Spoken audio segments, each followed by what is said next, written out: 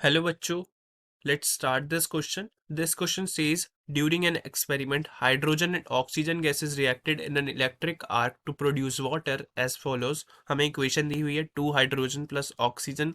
जब हम electricity pass कर रहे हैं तो हमारे पास क्या बन रहा है H2O.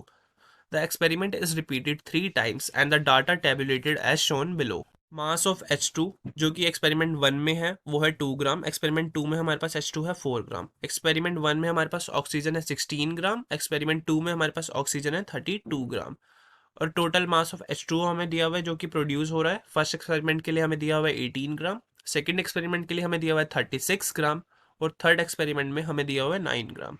अब हमें बताना क्या है. During third experiment the researcher forgot to list the masses of H2 and O2 used. So if the law of constant proportion is correct, then find the mass of O2 used during third experiment.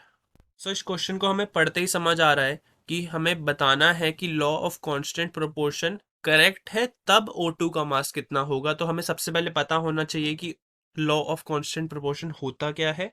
सो की point इस question का क्या हुआ, law of constant proportion. So according to the law of constant proportion मैं क्या बोल सकता हूँ.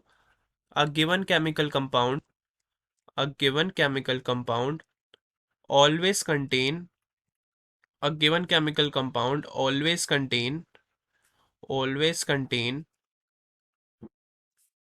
its element, its component element, किसमें, its component element in fixed ratio by mass, in fixed ratio by mass. कोई भी केमिकल कंपाउंड उसके element को फिक्स्ड रेशियो बाय मास में लेता है, चाहे कितना भी ग्राम मास हो, चाहे कितना भी ग्राम हमारे पास मोल्स में वो चीज़ प्रेजेंट हो. तो अगर मैं फर्स्ट एक्सपेरिमेंट की बात करूं, इस क्वेश्चन में हमें गिवन है कि 2 ग्राम H2 जो है वो 16 ग्राम O2 से रिएक्ट कर रहा है. तो मैं इनका अगर फिक्स्ड रेशियो बाय मास निकालूं तो that will be equal to 16:2. और मैं इसे बोल सकता हूँ 8:1. तो फर्स्ट का हमारे पास रेशियो बाय मास कितना आ गया, 8:1. अगर मैं सेकंड एक्सपेरिमेंट की बात करूँ तो हमारे पास है 32 gram oxygen ratio 4 gram hydrogen. इनका भी फिक्स रेशियो बाय मास कितना आ गया, 8:1. और जैसा कि हम इस चार्ट में देख पा रहे हैं, ये दोनों law of conservation of mass को भी फॉलो कर रहे हैं, क्योंकि फर्स्ट एक्सपेरिमेंट में 2 ग्राम हाइड्रोजन है प्लस 16 ग्राम ऑक्सीजन है जो हमें बना के दे रहा है 18 ग्राम वाटर. तो दोनों जगह mass of reactant is equal to mass of product. Second experiment में हमें 4 ग्राम हाइड्रोजन है प्लस 32 ग्राम ऑक्सीजन है और ये मिलके हमें दे रहा है 36 ग्राम वाटर. थर्ड एक्सपेरिमेंट की अगर हम बात करते हैं जिसमें हमें ऑक्सीजन की वैल्यू निकालनी है, तो 8:1 हम क्या बोल सकते हैं कि 8+1 हमें 9 ग्राम वाटर दे देगा.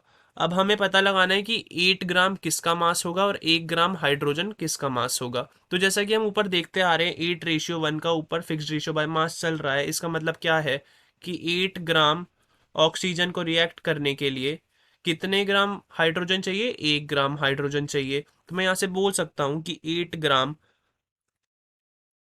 थर्ड में हमारे पास ऑक्सीजन की वैल्यू आ जाएगी और 1 ग्राम जो है हमारे पास किसकी वैल्यू आ जाएगी, हाइड्रोजन की. तो मैं यहाँ से बोल सकता हूँ इस क्वेश्चन का आंसर जो होगा B option will be the correct answer, क्योंकि हमें ऑक्सीजन की वैल्यू बतानी थी. Hope you understood it well. Best of luck. Thank you.